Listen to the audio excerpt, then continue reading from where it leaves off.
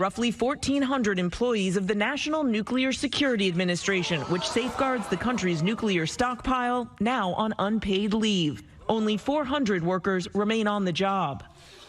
Great.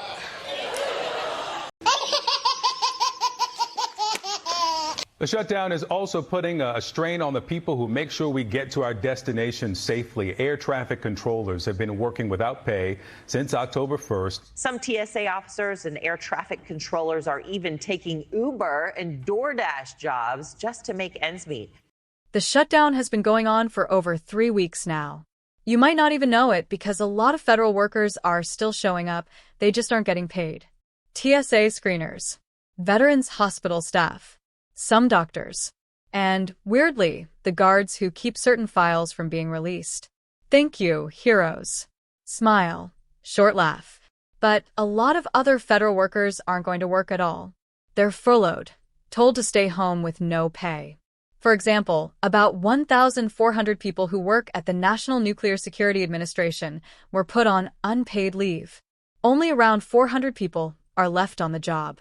So, yes, it turns out parts of our nuclear security staff are down to a skeleton crew. Charming, right? Beat. Now, before you panic, officials say everything's safe. They've put air tags on things and stuck up signs. So, if a plane happens to be lost and looks for our unguarded nukes, it'll see the sign and think, oh, private property. That's reassuring.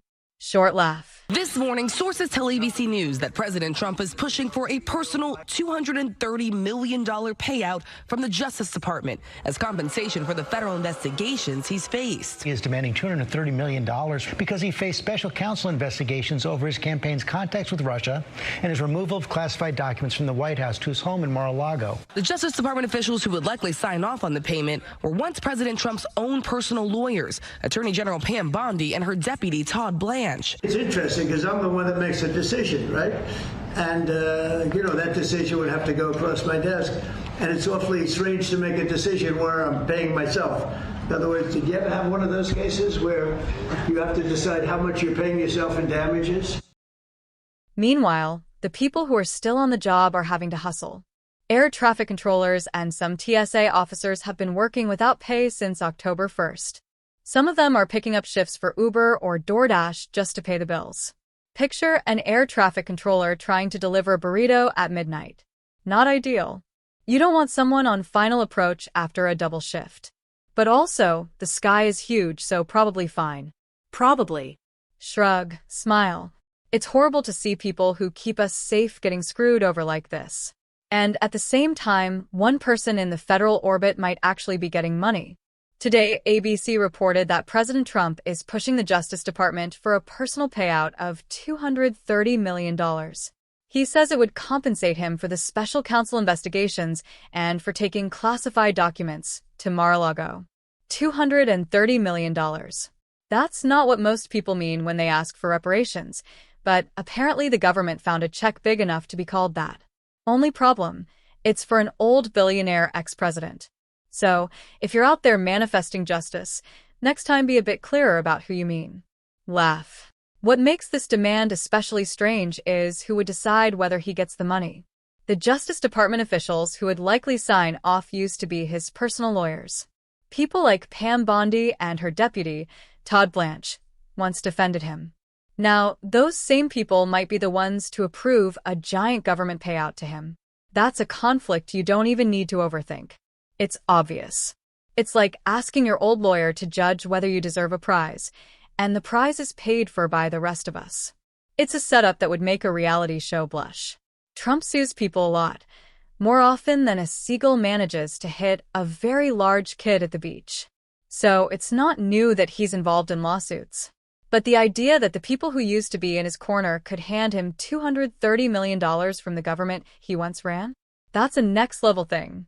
It's the kind of luck that looks staged, except it's not staged. It's real life.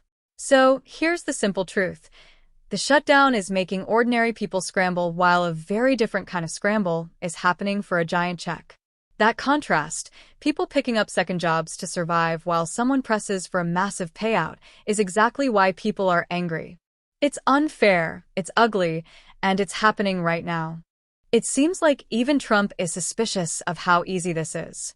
Like he's standing in front of the Louvre going, "Wait, this is too easy. All I needed was a ladder." Short laugh.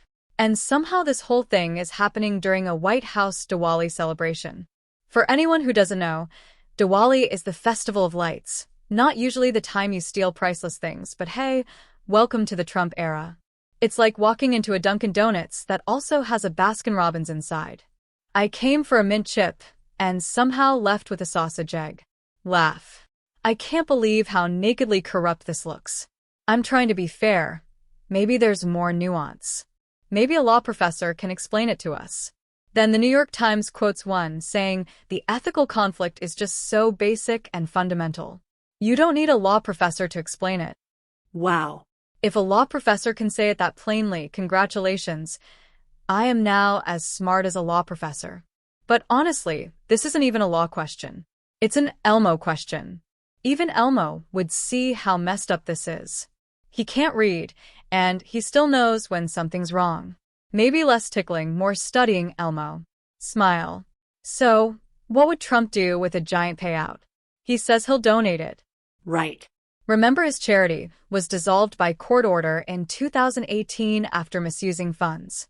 If he says he'll give the money away, remember this, it's still taxpayer money. That's your money. Well, not mine. I don't recognize the IRS, but your money.